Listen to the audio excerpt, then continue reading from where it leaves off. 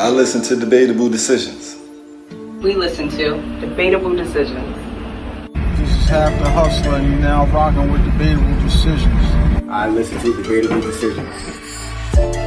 I get that bad, they gon' hate on me.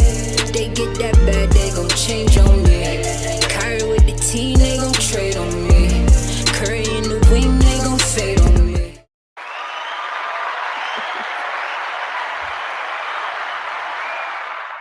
Stranger. I'm going to choke you. Stranger. That's like the perfect word for you. I like your pearls.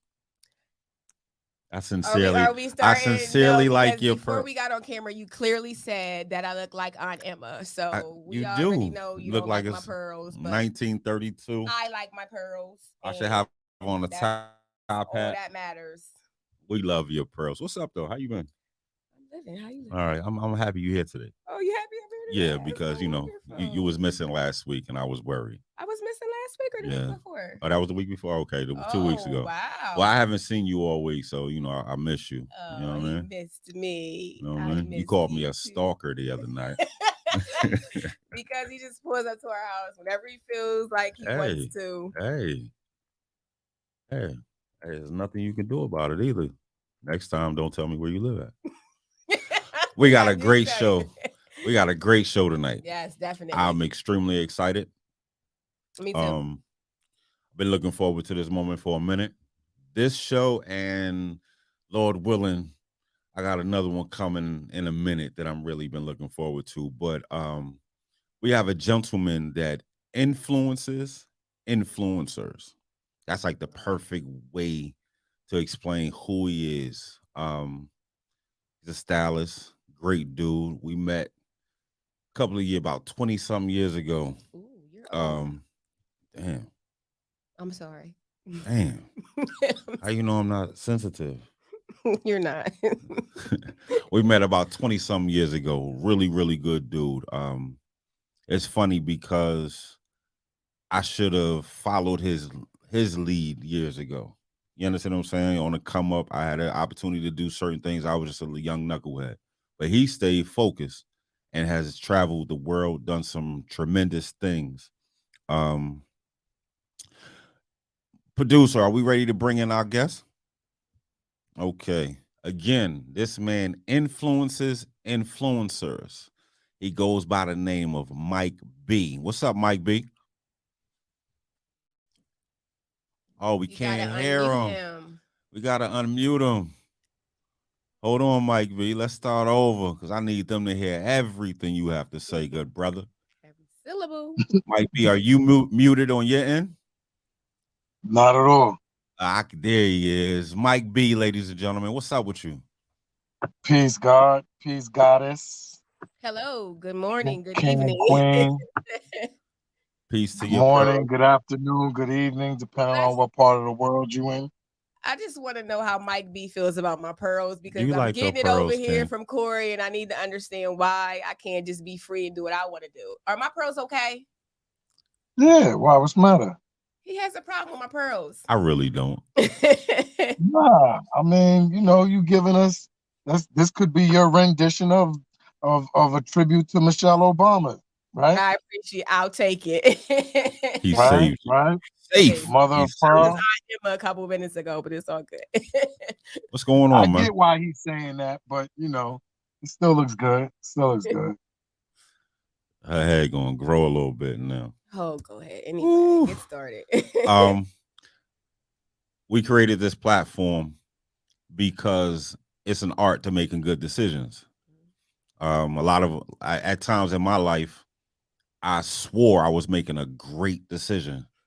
And then a couple of days later, a couple of months later, a couple of years later, I realized I really dropped the ball on that. I remember years ago walking into Bad Boy's office, and Mike B used to sit on this chair at his desk, and he had about 100 long sleeve t-shirts wrapped around this chair. And that was one of those things that I looked at him and was like, wow, he's different. You understand what I'm saying? It was really cool. Something simple, but just cool. So what's going on, man? I'm chilling, but it's funny you say that because First of all, that wasn't like a desk in an office. That was a desk in the mailroom.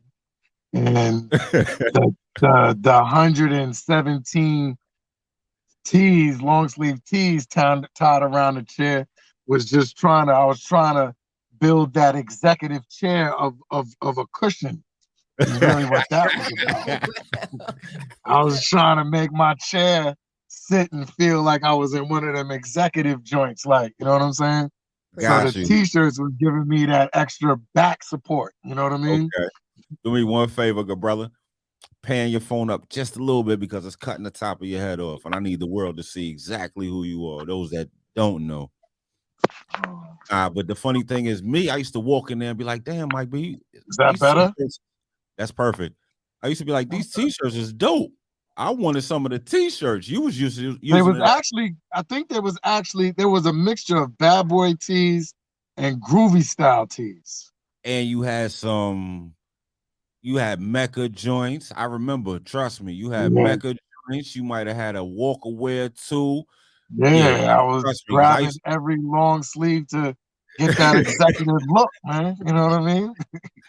Word, I was like, good brother got the hardest joints on his chair. You know? Yeah. Boy. I wanna start from the beginning. Tell me about what life was like in Greenberg. Tell me where it started. Say that again. I was gonna say which part of life in Greenberg. You know what I mean? The beginning. Young Mike B.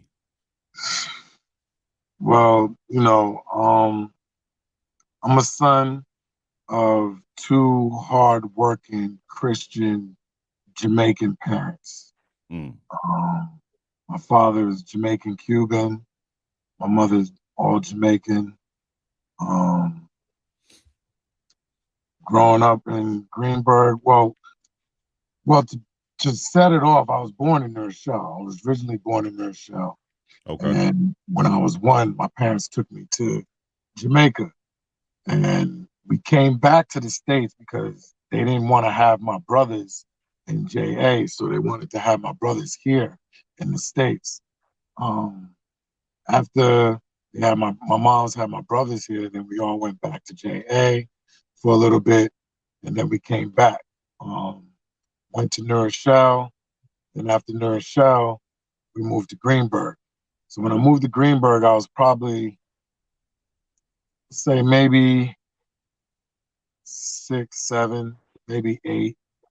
And so we're talking, I guess, like kindergarten, preschool, kindergarten, and all that. First grade. Right. Yeah, So yeah. Like? What was that like? What, going to school? Moving from Jamaica to coming here and going to school. Well, I was young, so I remember it, but it was happening so fast. It was like a blur, but there's certain things I definitely remember, and running around with my cousins in JA, which was dope. But then coming back to the States, running around with my other cousins here. So it was back then I didn't know really what it was, because now that I look at it, it feels like it's the best of both worlds. You understand what I'm saying? Of course. But back then I wasn't thinking that, because me and my brothers and my sister, we would get teased because we were Jamaican, right? Okay. So it was before being Jamaican was hot, and now it's like, you either Jamaican or you from the Caribbean or you Africa, you know what I'm saying? But back then, I had names like Cocoa Brothers and Mango Mike and the Jamaican Boys, and you know what I mean? So, it was cool. Mike Big Nose, it was what it was. Gotcha. So I learned how to fight very well early. You know what I'm saying? Because it used to start a lot of fights, being picked on, and being teased at, because of the gear, and They weren't understanding it. You know, my mom's was dressing us up early, but you know, going to an elementary public school, you're not really getting it. You know what I mean? It's like, you know, you taking school pictures and you got to take the class pictures, and everybody's showing up probably with they best on that they was wearing for that year. But my mom's had me in 3-piece suits, bow ties bigger than my head. You know what I mean? Plaid blazers, V-neck sweaters with slacks and hard bottoms. You know, and everybody looking like, you know, where is this Jamaican kid going? Like, we taking class pictures right now. You know what I'm saying? But the funny thing is, not to cut you off, King, that prepares you for now, for what you're doing right now. Absolutely. Yes, Absolutely. And that's why it was easy as a layup for what I do now, because even, you know, as we was getting older, you know, my brothers and I, we used to play this game. As my moms would take us shopping with her over the weekend, we would go to like Gimbel's and Alexander's and Annie Says, and Lord and Taylor, and, you know, all these stores and Macy's. And me and my brothers used to play this game, like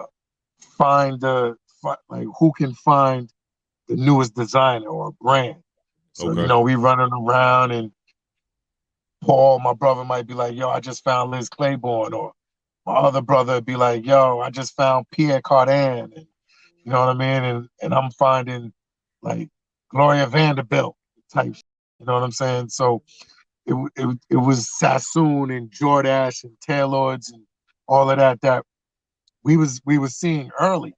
You know what I mean? Shams the Baron and, excuse me, all of these young brands, Bugle Boy and all of that we seen like early. Guess So, with you the tight know, ankles. and yeah, but it wasn't even that. Wait, what'd you say? You said what? The Guess jeans with the tight ankles. That's Guess what I jeans remember. with the tight ankles. Exactly. Yep.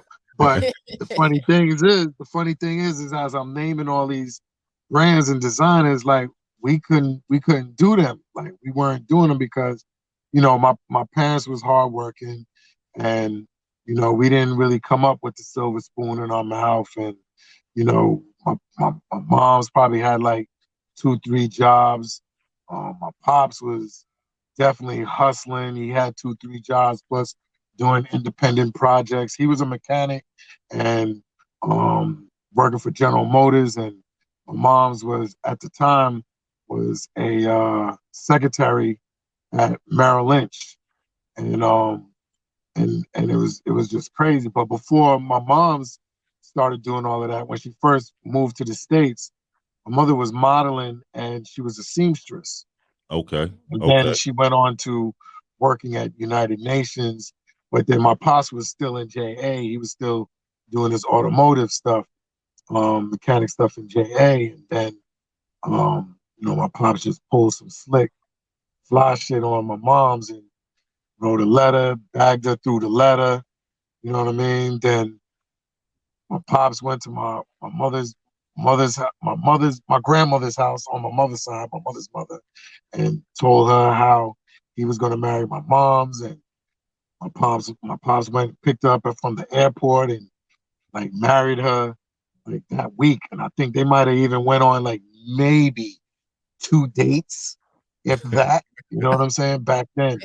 And, you know, I guess it was, you know, back then it was easy to find a match. You know what I'm saying? Where it's a match made in heaven. Like, and I'll definitely say, like, you know, a match made in heaven, because, you know, I feel blessed that, you know, me and my brothers, and my sister, we still here today. But not to jump back so far again, but get back to Greenberg. Yeah, like going back to school, we didn't really have everything that everybody was rocking. You know, what we had, we made the best of it. You know what I'm saying? We were still doing tough skins. We were still wearing Wranglers. We was doing the Levi's and the Lees. You know, me and my brothers, we were definitely rotating jeans because they're 2 years younger than me. So they was going to one school and I'm going to another. So you ain't know that my brother might have had on the burgundy lees on Monday, but then I'm coming to school Wednesday with the burgundy lees on, you know what I'm saying? And Greg is doing my navy blue lees, you know what I'm saying? And but so you know, we was, you know, when Karis one says, I got 3 pairs of pants with my brother Asher. Yeah, you know what I'm saying? It was like what he said, see, we're in school and we made a fool, but he said something like, well, 1.5 pair of pants, we ain't cool. You understand what I'm saying? Yes, so indeed. So when he was saying that, you was feeling you know, it. when that record dropped, like I was like, wow, it brought me back. But then as we got older, you know, we started really seeing, like, you know, now how the OGs is dressing. And back then, it started turning into our superheroes, the older B-boys and the fly girls now. We starting to see what they doing. My older cousins, they coming through with the Bally's on and the British Walkers and the silk shirts and suits and the skinny leather ties and, you know, the sweatsuits and the mock necks and the Chinese mock necks. So now, you know, I'm starting to get a little fresh with my gear now because my gear is my hand-me-downs from my older cousins. So it's like, take for instance, for example, there's this mock neck back in the days where it had like the rib in your shirt. It had like the rib lines in your shirt. And it's like the mock necks and the Chinese mock necks, you had to be real careful on how you put it over your head to put it on like a sweater. So if you put it on too fast, you would get runs in the mock neck. You know what I'm saying? Like a young lady gets runs in her stockings. Got you. You would get runs in these mock necks. So my cousins, me not knowing that back then, you know, my cousins is giving me all they mock necks and all they Chinese mock necks, and I'm like, dope, bet. But then as I'm rocking them to school, you know, my friends who really got it like that, they're like, yo, you got wild runs in your joint. I'm like, like, what are you talking about? And I'm thinking they saying like I'm running my mock neck to death, but they're like, nah, B, like you got runs in your joint because you ain't put it on properly. And I was like, oh yeah. I was in a rush this morning, you know, trying to catch the bus. You know what I'm saying? So, you know, I had to hurry up and put my shit on real quick. And it was like, oh, word. And I was like, yeah. So, you know, it was, you know, it was, I guess that's when the creative for the styles really started to hit. You know what I'm saying? Like so I would say. At what age did that happen? At what age did you say, yo, I love fashion, I love style, this is what I want to do? And how did you make the next step? How did you end up in Bad Boy's mailroom? How did you end up doing those things in the late 90s, early 2000s that really propelled you? It's funny that you say that because I didn't know I wanted to do fashion until like 2002, 2003. I think not the one more. I can attest to that because I remember the last time we really spoke, 90. It might have been 2000. You were speaking to me about Blue Flame. That's something you was doing. Blue Flame. That was marketing. You know, that was marketing we was doing. That was another extension of the brand that Jamil Spencer had came in to Bad Boy and started. And Blue Flame was basically the marketing and the branding of the company for Bad Boy, for Puff. So it was basically getting accounts for other corporate companies, and we were basically giving them their swag from the marketing branding standpoint, because now we're starting to find the tanning of America effect, where our culture is starting now to tap into the economic system, you know what I'm saying, of different companies of corporate.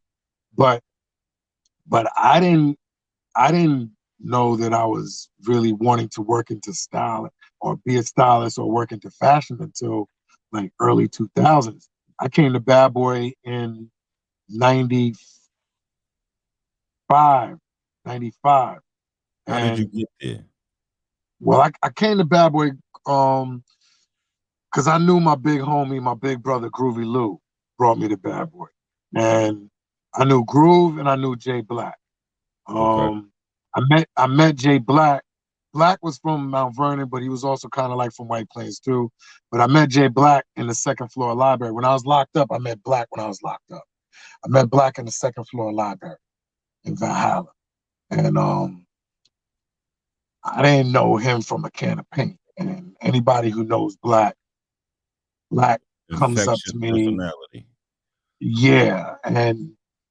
But I don't even know if it was infectious then because I'm trying to figure out, like, who are you, B? I'm reading up on my case, you know what I'm saying? And as I'm reading up on my case, you know, some kid come up to my table and kicks his feet up on my table in front of me talking about, yo, who's your lawyer? I'm like, what? He's like, who's your lawyer, B? Your lawyer's supposed to be doing all this for you. And I'm like, who are you, first of all? You know what I'm saying? So, you know, it just turned into a conversation, and I'm still bugging, like, how I really met this kid. But then, you know, we started running down names, who we know, and boom, boom, boom. And one of my partners that I used to move around in the streets with was also locked up at the time. So, you know, he told me who Black was, and, you know, I think I might have saw Black like twice, maybe, after that. The next time I saw Black was out in the streets at Bad Boy. By then, now Groove brought me to Bad Boy. You know what I'm saying? But Groove brought me to Bad Boy. At this time, now, when I came home, I transitioned from this hustler to being like a rapper or wanting to be an MC or whatever the case may be. And I was nice too. But anyway, that's another interview. Everybody says that, good brother. But yeah, everybody says they nice. Everybody says they as a rapper, you're supposed to say that you're nice. Of course. You know what I'm saying? But the difference is that I was nice. You know what I'm saying? So so I came to Groove, you know, with my demo, with my tape, and I was like, you know, I'm like, you know, just like every rapper in the world during this time, they trying to get on with Puff, and they see what Puff is doing with Uptown and Bad Boy and Big and Craig Mack, and, you know, it was just that's what it was. You know what I'm saying? And, you know, it's like, as I'm trying to get signed to Bad Boy, I'm also becoming an intern at Bad Boy. So, you know, I come to You getting a Metro card at the end of the week? You're getting 2 tokens and a Metro card, right? And no, actually, before the Metro card, you're getting 2 tokens and $5. $5 a day and the 2 tokens a day. 17. 2 tokens for you to get home and a token for you to get back. Now let's put this in perspective. 17th Street? 19th Street, 8-10. Gotcha. But 9th floor. But let's before we even go into that though, before I came to Bad Boy, I was already coming to Bad Boy on my own fly because I was already low head to toe, nothing less than gas. I had 2 whips at the same time. I had a BMW Canary Yellow 320i. I had a charcoal gray Jetta. So I'm hustling. I'm still 1 foot out of the game, 1 foot into the industry, still, you know, doing my 1-2 thing. But the deeper I got into Bad Boy and realizing, like, okay, this is what I really want to do and get into this industry, I started kind of like falling off because it's like I started deciding, okay, am I gonna be on this street, or am I gonna, you know, focus on, you know, this industry flow? You know what I'm saying? So, you know, I got bit by the industry bug because, rest in peace, Phil Parbone was my manager at first. And we had a crew called Mad Chemistry. Mad was Mad Attitude of Determination. Chemistry was everybody in the crew was just their own individual and brought their own different thing to the lab. So I can say we were kind of like a Woo before the Woo during then. But and you know, we were all from Greenberg. But at this time I was starting to get frustrated because it wasn't really working. And that's when, you know, I finally tried to figure it out and get to Groove and Bad Boy, and that's how that flow started happening. So as I started getting deeper into this intern thing, because of course now I'm going by I'm kind of like following the what's the word I'm looking for? The blueprint of what Puff was doing. Puff started as the intern, working with Andre, rest in peace, Andre Harrell, and rest in peace, Hev, brought Puff into the game. So I'm like, you know what? I'm gonna do the same thing. So I'm like, yo, I'm gonna be Groove's intern. I'm gonna be Groove's assistant. Because at this time, Groove was the in-house stylist. So on the roster for Bad Boy, we had 112, Mace, The Locks, Total, Craig Mack, and Big. And Groove was the in-house stylist, so we doing all the photo shoots, all the videos, and Groove is really teaching me how to hustle. He's teaching me how to fish. You understand what I'm saying? And actually, I'm not going to even say he was teaching me how to fish yet. He was basically hustling, and I was just there as his assistant, helping him get certain projects executed, right? So of course back then there really weren't big budgets, so we were given like damn near a slingshot and sent out to war. You know what I mean? With these shoestring budgets, and at the same time trying to figure out, you know, what's our compensation from this budget here, how we dressing 17 people on set, and at the same time, how are we gonna eat food from this? Like, you know what I'm saying? So, you know, but at the same time, I'm still in different offices because now I'm learning my way around the office and what these different execs do. Kirk Burrow was the general manager. Leote was Puff's personal executive assistant. Gwen Niles was A&R administrator. A&R administrator. Harv Pierre and Mel Smith were directors of promotions and the street team. And then you got Daddy's House, the recording studio. So I'm still, you know, Hillary Weston and Michelle Joyce and Kelly Green, they're like the marketing department, right? So I'm as I'm figuring out and learning what these executives are doing, you know, I'm pretty much seeing this as like my school now. So I'm dipping into these different classes, into these different classrooms of these execs. And then I finally land on being Groove's assistant, but then becoming Leote's personal intern, where Leote was the executive assistant to Puff. So, you know, as I'm really now getting deeper and deeper into this, I'm getting parking tickets on my whips. I can't pay my tickets. I'm losing my car insurance. I ran into a sled on one day in a snowstorm, crashed, messed up my European fronts on my Jetta, so I couldn't even pay for that. So now I'm like, yo, like this is crazy right now. So this now is I got to backflip back into my hustling flow. This is like y'all hear me? The crossroad. This is like the crossroad. Yeah. This is like it's the crossroad because now I'm starting to I'm falling off because I'm used to a certain lifestyle of my own. You know what I'm saying? I was hustling in the streets, but yet I was still working at UPS. I was still doing sanitation, but I was still doing my 1-2 thing. And then now I'm getting into the industry and I'm like, okay, this industry is getting corny for me right now. You know what I'm saying? But my loyalty is to Groove now and to just trying to figure out this bad boy flow. So what do? I backflip back into my hustling. Now I'm selling chronic to all the executives in the office. I'm selling mobile phones. My man is the credit card dude. I introduced my credit card man to the flip phone dude. Now I built a marriage. Now we got burners.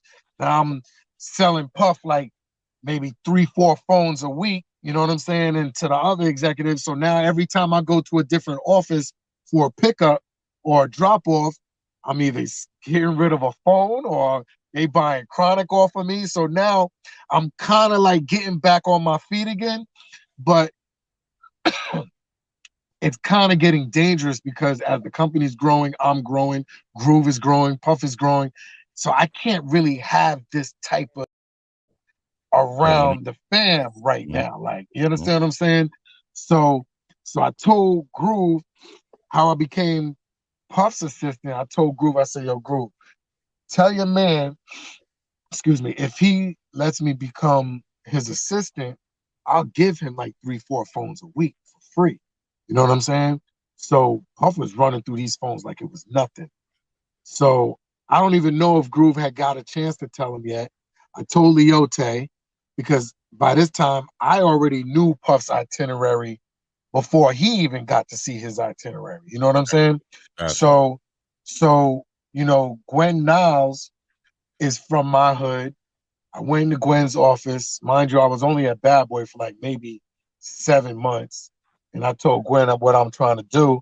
And I said, yo, what happened was before I went to Gwen, Puff came into the office one day and I kind of lied and put my foot in my mouth. And I was like, yo, I'm trying to be your assistant. And, you know, I got my resume and I'm going to present it to you. I know you got to go out of town, whatever. And he's like, well, get it to me on Thursday. And I was like,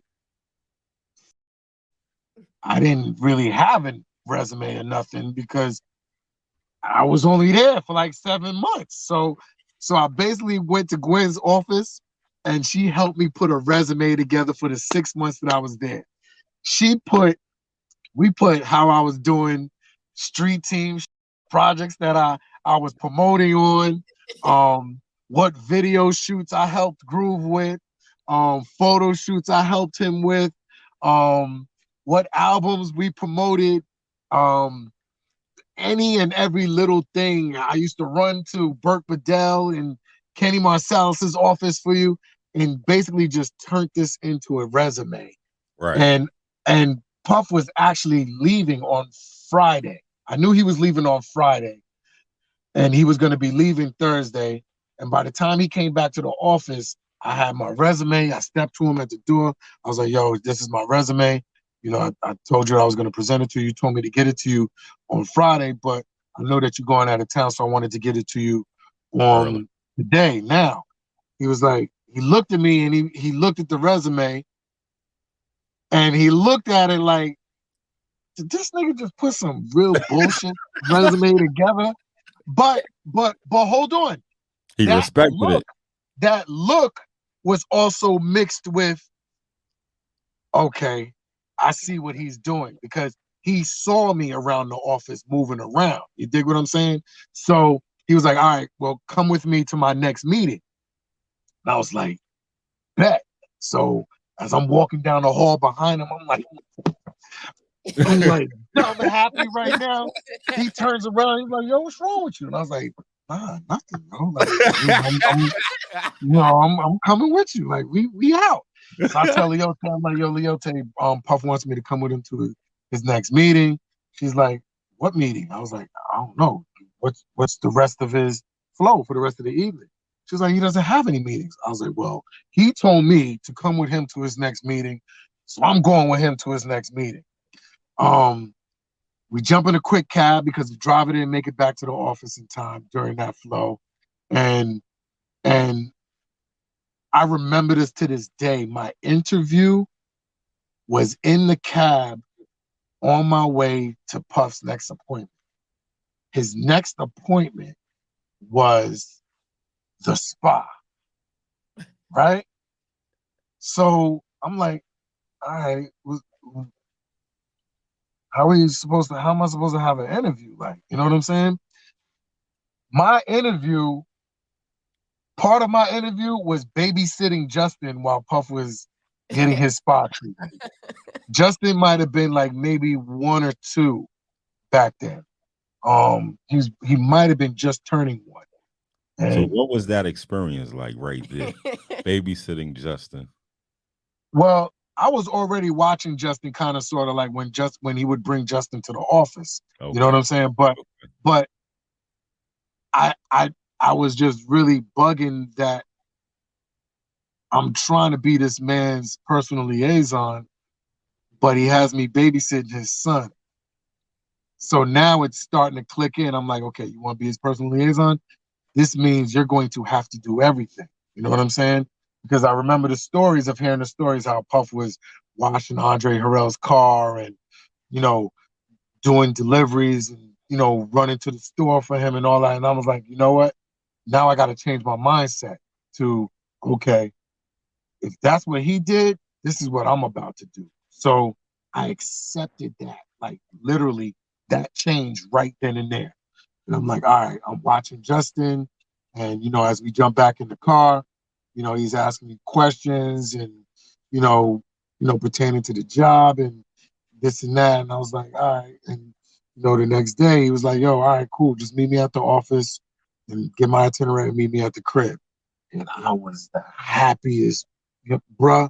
That day was so crazy. I couldn't wait to tell Groove what was going on, what I was about to do.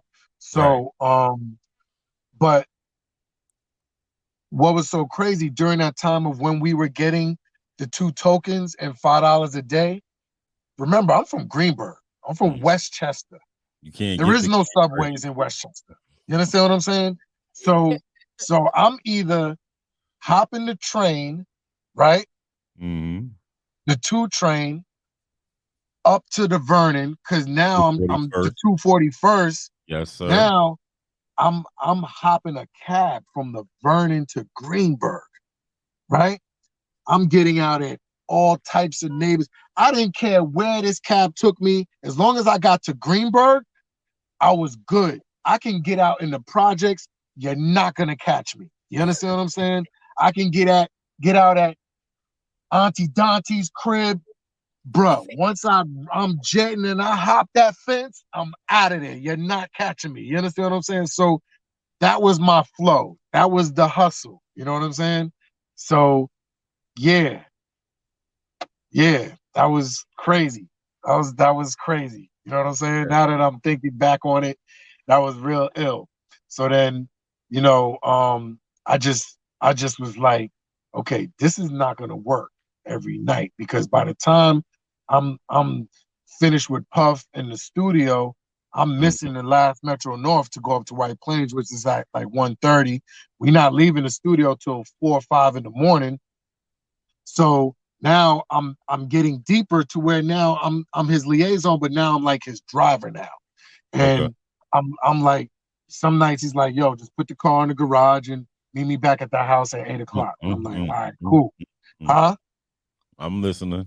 Go ahead. So I'm like, okay, I gotta put the car in the garage. And now I gotta figure this out, how I'm gonna get from 35th Street to Greenburgh right now, because the yellow cat hopping a cab from Midtown Manhattan. Okay, hopping a cab from the Vernon from 241st on a 20-minute ride, 15-minute ride to Greenburgh was already crazy, right? Right. Imagine hopping a yellow cab, you know what I'm saying, from 36 and 2nd Avenue up the FDR. I'm talking this cab driver's ear off. The meter's still running. We at like $60, $70, and we ain't even get to Greenburgh yet. And I'm like, bro, he's like, yo, you good? Like, and I'm like, yeah. Just take the spring now and get off at Jackson Ave, boom, boom, boom. And I'm talking him to death. I'm like, yo, how you doing today? I'm running out of conversation. And bro, by the time we must have got to Greenburgh, the bill must have been like $125. And I'm like, All right, hold on. Just give me a second. When I jetted off on him, I must have tried to caught like maybe three cabs back and forth.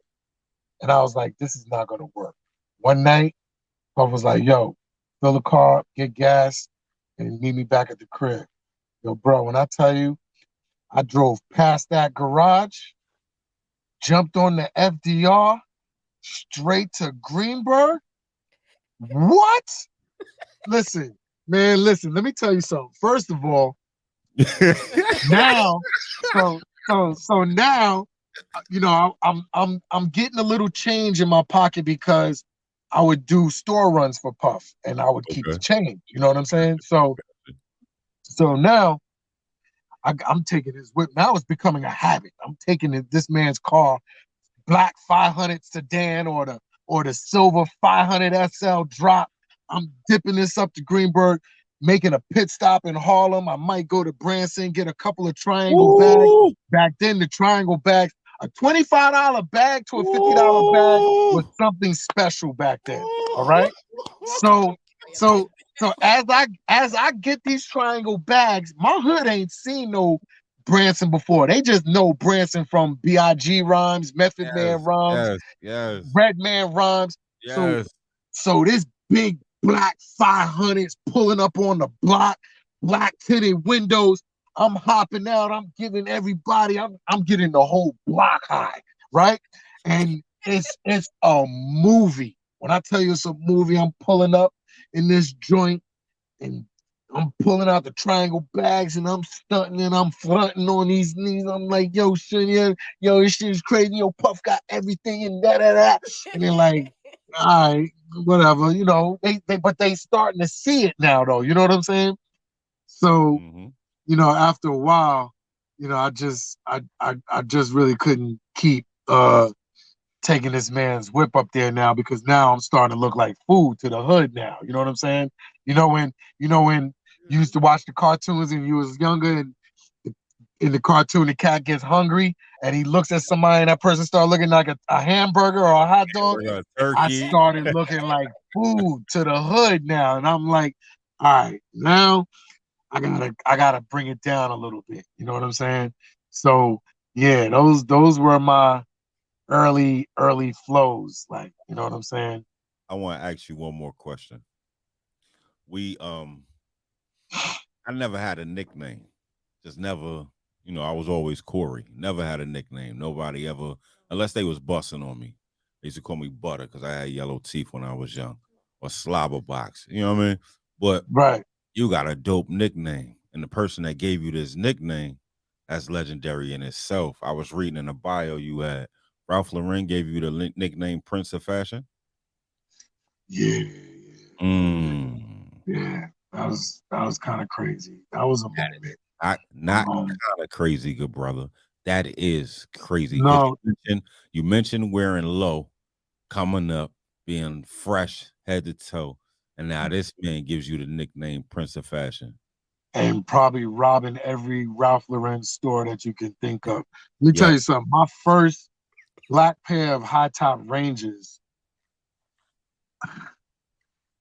I boosted them out of the Ralph Lauren mansion. Like I literally put them on my feet and left a pair of navy blue 996 New Balance in their shoebox and walked out with some black Rangers on my feet. So that goes to tell you to the extent of, you know, some of the things that me and my crew was doing. Because we were kind of like the low lives of Westchester, like of 914, pretty much. You know what I'm saying? And we would basically be racing out to Reading, Pennsylvania, and getting wild there. You know what I'm saying? At the wholesale spots and all that, like Woodbury Commons and all of that. But you know, long story short, as I'm in the industry and I'm starting to, you know, get my weight up and start to get noticed as a stylist now, there was a book signing. Ralph had a book signing at the mansion, and it's funny because my client at the mansion is now like family now. he introduced me to Ralph. But when he introduced me to Ralph, I told Ralph, I was like, yo, it's crazy, but I was a part of your guerrilla marketing, and little do you know, like, you know what I'm saying? And he's probably looking at me like, what is this kid talking about? And I'm like, man, listen, man, my crew wore so much Ralph Lauren for you back in the days. We were damn near a billboard for y'all, like in the streets, as to the low lives, you know what I'm saying? So after the introduction, I must have stepped away for a second, and then, you know, I came back, and it was like, yo, Ralph wants you to come up. He's gonna sign a book for you. And I was like, what? I was like, dope, because I was gonna buy the book. Not only did Ralph give me the book, he signed it. Boom, boom, boom. And when I got the book, I looked at it, and there was like, yo, he wrote something. You want to look at it? I was like, yeah, he probably just wrote Ralph Lauren like everybody else. My man Sean said, no, look in the book. And I looked in the book. The joint said, to Mike B, the Prince of Fashion, Ralph Lauren. And I was like, that's dope. Where's the book? Oh, the book is in the crib in a fiberglass case with red velvet rope and a 24-hour security guard standing in front of it. You know what I'm saying? Yo, word of mother. Like, you know what I'm saying? Like, you can't even get to this book unless you tap the shoulder of this security guard. Like, you know what I'm saying? So, but yeah, I still got that book to this day, man. And, you know, that was a humbling experience, because I stay with that name because it fits to this you. day, you know, everybody wants to be a king of something. You know what I'm saying? And you can't call yourself a king. You have to be nominated as a king or crowned as a king. Agreed. You understand what I'm saying? So I couldn't be calling myself a king, you know what I'm saying, when this man who is a living icon of lifestyle, like, I don't even see Ralph as a designer. Ralph is a lifestylist, okay? And let me go into this real touch on this, why I say that. Because to me, still to this day, Ralph is probably the only brand that can design and capture every essence of life. You can paint your house with Ralph. You can bathe with a Ralph washcloth and towel. You can swim in Ralph's swim trunks. You can go to a black tie affair in a Ralph tuxedo or a gown. You can go to a Ralph Lauren restaurant. You can dress your entire crib in Ralph furniture. You understand what I'm saying? Yeah. So, like, that, to me, I honestly think, and maybe I don't know, but I don't know any other brand that to this day that was able to capture that in every essence. And if they did, it might have been like a small capsule of something that probably lasts like a season or two. You understand what I'm saying? Yeah, like, I don't know anybody that did that. But for this man to call me the Prince of Fashion, that, like, really, really kind of, like, touched me. You know what I'm saying? And still to this day, I stay with that because it humbles me. It keeps me humbled because it keeps me from, I guess, seeing a glass ceiling, but at the same time knowing that, you know, seeing the glass as not half full. How was that say? Yeah, depending on your perspective, you're gonna look at a glass and say it's either half full or half empty. What is that? Exactly. Mm-hmm. So that was my thing. You know what I'm saying? And I was just like, yo, you know, still to this day, no matter how far people may think I've come in the industry, like, I still consider myself like a prince, because every day is a learning experience for me, and I'm still a student of life, and I'm still receiving information and knowledge of self, not just of the game, but of self, and you know, it just still keeps me in the perspective of, you know, my parents used to always say the humblest calf sucks the most milk. You know what I'm saying? So that's where I always try and keep myself, you know, not at the bottom. Don't get me wrong. Yes, I do know I am a king and I do walk like a king. And I will always speak as a king and treat myself as a king, but at the same time, the humility of just being in the game sometimes, and you know, I have to present myself as a prince because I don't want to offend anybody. You understand what I'm saying? And you know, two, it's not about dimming my light for somebody, but it's just just being in a humble space. You know what I'm saying? And knowing at the same time who I am as a person. You know what I mean? Did I answer your question? All of them. We good. Trust me. All right. I have a personal question. Can you tell me about your health as well? Can you give me a little history? How did that come to be? Or, you know, is that something you were always into? Or my health is wealth. Okay. It's so many different there's so many different levels to this. So I was always an athlete. I was always a ball player. I was always I played football.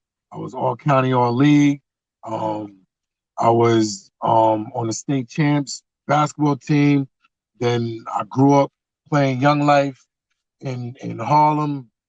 Every basketball tournament you can think of, from citywide to Boys of Yesteryear to the original Rucker. So I was always fit, and I always took pride in trying to, you know, kind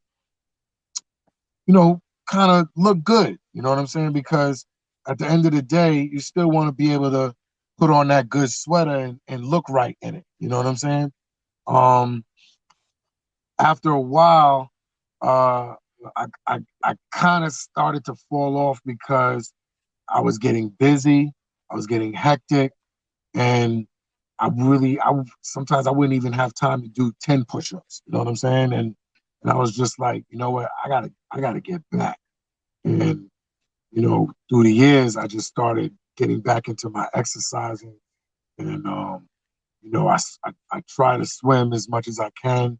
When I was consistent with my swimming, I would do 30, 40 minutes of laps back and forth. I ride my bike. I was doing my bike like probably every other day. I do like 23 to 30 miles on my bike. I'd ride from Greenberg to Mamaroneck and back. One time the most I ever did was like 63.2 miles, which was from Greenberg up to Brewster. Was it Brewster or Yorktown? I think it was Brewster. So, you know, as far as staying fit, I try to take pride in that. I have an addiction to chocolate and to sweets and to sugar. So as a Black man, it's very easy to come about in, you know, this diabetes thing, or high cholesterol starts to kick in. So you know, I went to the doctor one day and he was like, yo, like you're borderline diabetes. And I was like, what are you talking about? He's like, yo, you're borderline high blood pressure. You need to really chill, and your cholesterol is high. And I'm looking at this doctor, I'm like, are you talking about me? Like, are you serious right now? He's like, yeah, you need to take better care of yourself. And I was like, whoa. So I would start getting these headaches. I would, like, as I was younger, I was always getting these migraines and not knowing what was triggering these migraines. And what it was is stress was adding to it. Definitely. The stuff that I was eating. Now, don't get me wrong. I would eat healthy. You understand what I'm saying? I haven't eaten pork or beef, red meat since maybe 89, maybe 88. And I'm not gonna say, I mean, because there's folks that I know that do eat pork and red meat, and they're healthy as well. You understand what I'm saying? Because the red meat has iron for them, right? But back then I was borderline. Excuse me. I was borderline hustling. But at the same time, I was Rastafarian. I was living my life as Rastafarian. So there was certain things that I didn't want to condone in. You know what I'm saying? As far as my nutrition or delicacy or whatever. So I stopped eating red meat. But you know, it's these sugars and running to the store and The worst. you don't know that M&M's here and a bag of chips there and even a bottle of ginger ale or Snapple or these honey buns and cinnamon buns. Oh, that's not good for you. You know what I'm saying? And just think like I had an addiction to this stuff. Like I was, you know, and every once in a while I still dib and dab in there. I'm not gonna act like I'm still the most healthiest person in the world, but my cholesterol has went down tremendously. My blood pressure has went down tremendously. My sugar has definitely went down. So, you know, and exercising also plays a big part in this as well too, because you sweat all of this out and it keeps your body moving and you stay fit. And, you know, now, you know, it helps me preserve my sexy a little more now. You know what I'm saying? I could put on a good sweatsuit and, you know what I'm saying, come through looking like these young cats and, you know what I mean? And, you know, and still look young. I'm 49 and, you know, people's like, they're bugging, like, and I'm like, yeah, I'm 49. I'm gonna be 50 in June. You know what I'm saying? And my biggest thing was when I turn 50, I do not want to look 50. You understand what I'm saying? Right, understood. So yeah, and so that's one perspective of my health is wealth. Another perspective of my health is my mental health, and well, before I even go into that, it's as a young black man, or even as a young black person or a person of color, growing up, depending on your lifestyle, there's certain traumas that you may have lived that you go through, Right. that may trigger certain things. And there was things that I went through that I didn't know to this day kind of like affects me. Right. And excuse me. And there was things that I also didn't know that, you know, I recently found out that that I'm on a low spectrum of autism. And I never really knew that. But apparently there's different spectrums of it. And I think one of my traits, I think they said, is where you may talk loud. And I've always heard that as when I was damn near like a baby, like I just talk loud, I can't whisper. No, you can't whisper, or they would call me big mouth, huh? How did you find that out? Because you just taught me something. How did you find that out? I deal with mental health, I deal with depression, I deal with a bunch of things, but I never knew that. Like, explain to me. You said you're on a low. So I still don't believe it, because I know people that, like, I have like a nephew or two who has autism on a very high spectrum, right? Gotcha. But they are very creative. They're like geniuses. You understand what I'm saying? In their own perspective, in their own, not even their own perspective, and yes, in their own perspective, but in their own world, they are geniuses. One of my nephews can probably speak 3 to 4 different languages, but yet it's hard for him to have a conversation with his parents. Okay. You understand what I'm saying? So so um so um so so um so you know, Satchel is he's just something different. You know what I'm saying?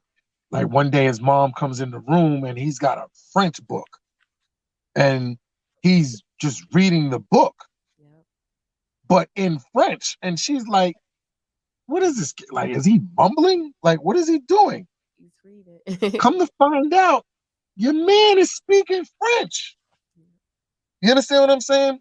So one of my other things is it's like, you know, sometimes like people could be talking to me and it may look like I'm not paying you any mind or paying you any attention.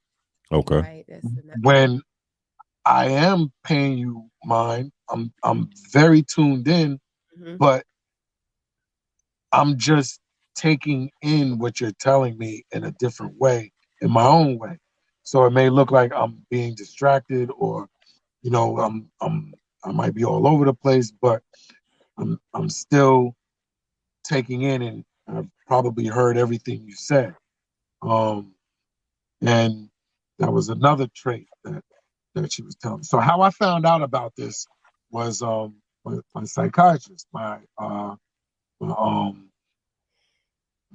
shrink, my psychologist, I don't even know what to call Miss Gina, but she has probably been one of the greatest things that's come into my life, other than my wife. Gotcha. Right?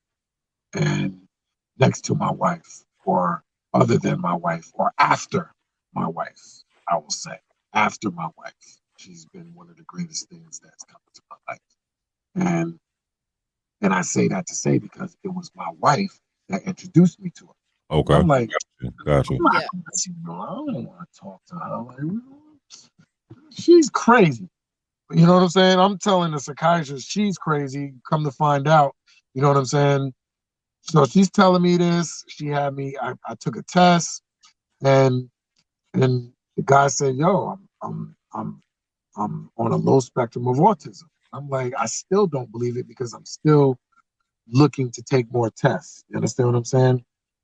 And if anybody ever tells you that, or any doctor ever tells you anything that's wrong with you, always seek a second opinion or a third opinion until you're comfortable with it. Until everybody pretty much comes up and has the same hypothesis of a conclusion for you. You understand what I'm saying? So yeah, but it's still bugged out because Leote, who is still like my mentor to this day, her son has a spectrum of autism. Faith Evans, her son has a spectrum of autism. And I would hang out with Faith's son's I don't want to say sitter, but you know, like she watches him, you know what I'm saying? And I spoke to her about it, and she's like, and I spoke to other people about it, and they're like, I don't see not one trace of autism in you. So I'm still seeking another opinion. You understand what I'm saying? But needless to say, that doesn't mean that I don't have it. You understand what I'm saying? Like, I'm not going to say I don't have it. I'm not going to say that I do. All I can say is this was the word that I received. You understand what I'm saying? Gotcha. So, you know, I'm doing my homework, and I've become very much more aware of myself and who I am even more. You know, there's still a lot of things. We all got demons that we all fighting, but there's still things that I need to correct about, you know, who I am as a person. I'm not going to sit here on this interview and act like I'm God's gift, although I know I may be one of God's gifts. You are one of God's you know what I'm saying? I know I'm gifted and God's child, so I guess that makes me God's gift. That's You know what I'm right. saying? There you That's go. right. So I'm gonna talk my, you know what I mean? You So, can do that. so, but Yeah. I'm still finding out about this, and so still to this day. So now because of that, my brand that I'm building, I'm trying to figure out how to, like after every purchase that somebody may support for my brand, I'm trying to figure out how to give a percentage of that to an organization that goes towards autism. And and and I think it's dope because I want mine to be called Artism Okay. because I Okay. feel Okay. like all my nephews that do have autism, they're not. I don't see them as autistic. They're artistic. You understand what I'm So, saying? you know what it And seems? You know what it who? seems? Not to cut you off. Just like Yeah, with they say if you take away one sense, it strengthens your other Something ones. else is heightened, right? Another You sense understand is what I'm heightened. saying? So it seems that all right, they might, for lack of better words, they might lack in one area, be exceptional in another area. That's exactly Where a lot of us, I would say maybe we're a little more balanced. They're a right, little more extremes, opposite right, ends of the right, spectrum. right. Yeah. So Well, it's they looked say creative people use or don't use the left side of their brain more or less than the average person does. You understand what I'm gotcha. saying? So you are right. You know what I'm saying on that point. Um, Me also too. I was born with a very lazy eye. My left eye is very lazy. Not yet, but I have a weak muscle. Not a lazy eye, but a Okay. weak muscle in my left eye. But my right eye is strong as crazy. You know what I'm saying? But yeah, it I'm like again, I'm still learning about it. I do not want to sit here and and Claim it. and tell it and claim it because certain things you do not want to claim in life. You know what I'm saying? Mhm. Especially if it's a negative. But even if it is a negative, I'm going to figure out a way how to turn it into a positive as always. You know what I'm saying? those are the things that So, make us. say that again. I didn't hear you. I was saying, I What? think those, is my mic on? Okay, I was like, I think Yeah, those are yeah, the things that make us unique. We own them. absolutely, absolutely. Yeah. So I own it, but I'm not necessarily claiming it. You know what I'm saying? Gotcha. Gotcha. Well, Word. unfortunately, they're turning the Because light because out. wait, real quick to add on to that. Okay. Let's say if I do have it, when I was younger in school, like I went to BOCES, and my teachers would tell my parents like, "Yo, there's something wrong with your son." You understand what I'm saying? And my parents are very old school Jamaicans, so they don't know about this stuff. You understand what I'm saying? So it was like, I might have, bro, I might have went to like 7 different high schools. You understand what I'm saying? And but I still graduated on time. Right. Notice, you understand what I'm saying? But I've gotten kicked out of almost every school in Westchester. You know what I'm saying? As I was coming up, and it was just crazy. I would get suspended, get kicked out, go to another school, start another school, another semester, and it was just crazy. And you know, who's to say where I'd be today if I did know that? Right. Right. Maybe I could have been further in life, or maybe not. But you Right. know You Your what, good understand what I'm brother? plans, saying? though, You right? know Your what though, good plans brother? are good. Exactly. You So right that's where you why supposed to that's be. that's why I own it because I believe everything happens for a reason. There's Mhm. Definite. no plan greater than God's plan, Nope. Mhm. and That's right. and I truly believe I'm not early, I'm not late, but Right I on am on Fine. time of where I am supposed to be. That's You right. understand what I'm saying? So, yeah, I can identify. yeah. we You know what I'm saying? Yeah, I So can definitely identify with all the, you know. and I'm sure a lot of us can identify. You know what I'm saying? Because if most of us even knew what was going on or with ourselves, I'm sure this world would teensy weensy be in in a much better place than it is now. Like, you know what I'm saying? So, you know, I take it for what it is. You know what I'm saying? They turning the lights out off. They're turning the lights out on us, right? But I got two more questions I want to ask you, right? One, I would love to get you down here in the near future. I would love to bring your energy down here because there's a lot of artists slash creatives that's really trying to do it, but just don't know how to do it. Right. Never really felt that. Where you in Cackalack, VA, B-more? Did he say that? Harrisburg, What? Pennsylvania. Oh, Harrisburg, you right there. right there. Yeah, right but there. I gotta warn you, I want you to come, but we're only 15 minutes from Hershey. So I don't want to be the one that causes your addiction to shoot up. I don't want you to relapse coming over here.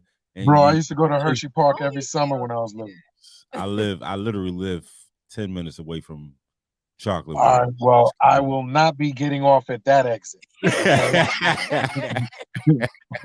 Word up. I will not be getting off at that exit. So Tell me about the brand. Tell me about the brand. Tell me. Oh, one more question. Are you putting BBSs on the wagon, or are they already on there? There were BBSs on the white one, yes. White one. What are you doing with the blue one? The blue one, I'm going to ride out this winter on the factories. Okay. Because I think I'm maturing by the moment. You know what I'm saying? So, and plus at the same time, I got a Jag. You know what I'm saying? I'm a Jag man. All right. Got you. This is like my 5th Jag.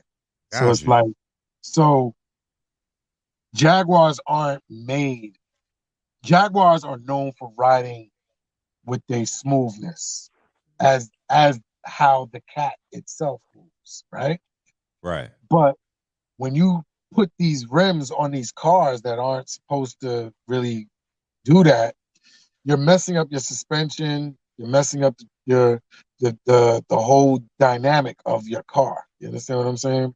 So, you know, I'm talking the mature now, but who's to say what I'm gonna do when spring comes, Easter weekend comes?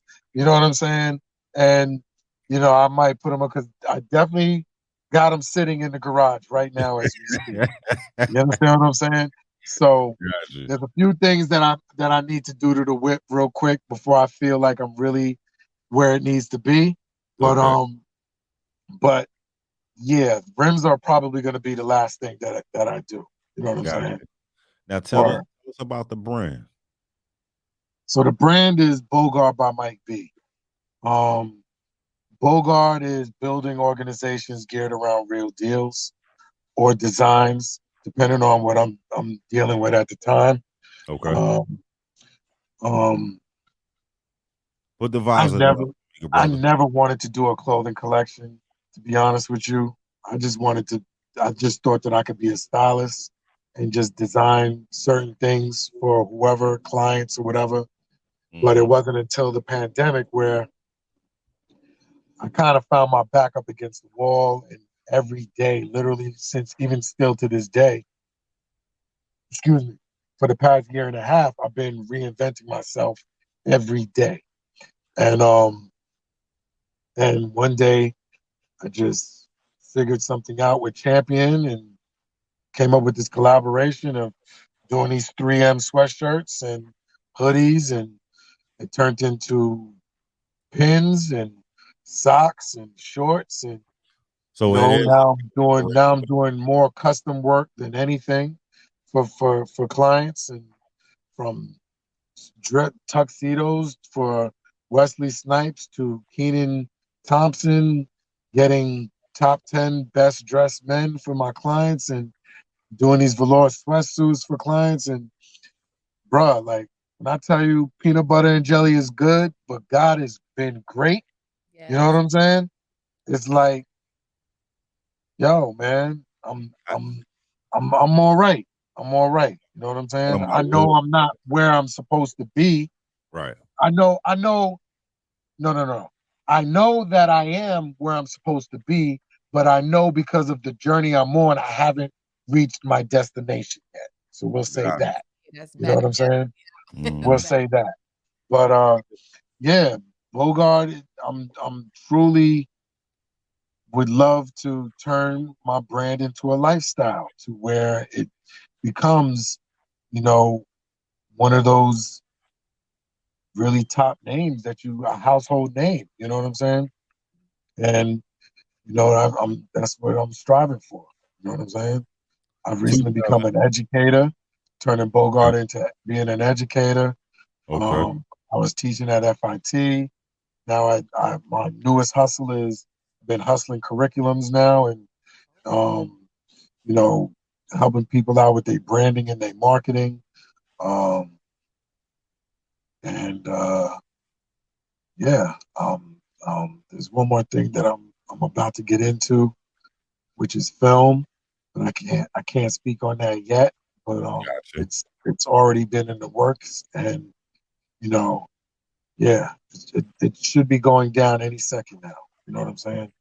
So God's willing, you will hear Bogart Films or whatever the case may be. Like, you know what I'm saying? Gotcha. 2010. I'm in Lewisburg Federal Prison in the camp. I'm in an RDAP program. Soon to be released, couple months, but I got to go through this program. Um, Pretty much doing my bid by myself. You know what I'm saying? Not really too much outside contact, outside help. It was a culture shock, a learning experience. I went to jail for the first time at the age of 32, and it was straight to the feds. So Mm, I'm dealing with it. You understand what I'm saying? mm, mm, And somebody gave me a newspaper. Well, somebody had a newspaper on the tier. They basically threw it on the table and was trash. It's like, yo, if y'all, you know what I mean, anybody wants something to read, it's over there. I open it up, and guess what I see? I see Right. Mike B, Groovy Lou, House of Style. So when we speak about God giving you what you need to get through things, Oh, the House of Glamour shit. Right, right, your right. face and Groovy, and like I said, it was going in the trash. They didn't know Mm, the relationship. You know what I'm saying? They didn't know mm, anything. But to open that up and look at it, you know what I did? Cut it right on the locker. mm, mm, Inspiration. So I want to thank you for helping me even when you didn't know. You helped me. You understand what I'm saying? Through a very, very mm, trying time. So I Definitely. mm. definitely appreciate it. Oh, that's what's up. That's what's up. Nothing but love, King. Pac said, Pac said, I might not spark the brain of an individual, but I may not be able to change the world, but hopefully I'll spark the brain of an individual who will change the world. You know what I'm saying? So Yes, indeed. yeah, man. You know what I'm saying? Yes, I indeed. We always appreciate say, I always say I'm a mirror reflection of you, bro. So when you see me, see you. You no dig? Word. no question. So, We appreciate you, good brother. We definitely do. likewise. It, Likewise. it was a little Likewise. rough in the beginning, trying to get all the technical difficulties ironed out, but we Yeah, did it. yeah. It's all good. Without the We struggle, did there's it. no story. There you That's go. true. There you go. I Very would You know what I mean? I would definitely love to do something else in the future. Let's sit down, bust it up, and see what we can bring to light. But again, we appreciate you. It's nothing but love. I wish you the Likewise. best in everything that you're doing. Everything. All right. Everything. Appreciate it. This Thank you. is a And as principle. I do for y'all too. Appreciate it. This is a principle of a school down here. So maybe Really? we can, yeah. Oh, it's power in the building, brother. What grades or K through fifth. who? K through fifth, kindergarten through fifth grade. Oh man, when they're the most mischievous. Oh, they're my babies though. Yeah. Well, God bless you. Thank you so very much. I need all the Word. blessings. Yes. May God bless you and give you the strength to deal. Thank you so much. Because I know if you got one Mike B in your class, I know you're going through it. You know what I'm saying? I know that kid is putting you through it. You know what I'm saying? So I get it. I get it. I Yes. get it. More. Shout out to Bogart. Shout out to our sponsors. Hungry. Oh, I'm sorry. You tired. They gonna kill me. Hungry and Humble. Another t-shirt clothing line brand. We appreciate them. We appreciate Music Man Charles Scott. Again, this is Mike Bogart. We can give them your social media and everything, because I definitely want to push the traffic your way. I Bogart, as in like iPhone. I Bogart, which is BOGARD as in David, on all platforms. And the brand is Bogart by Mike B, on all platforms. And yeah, hope to see y'all in a hood near you. You know what I mean? Copy.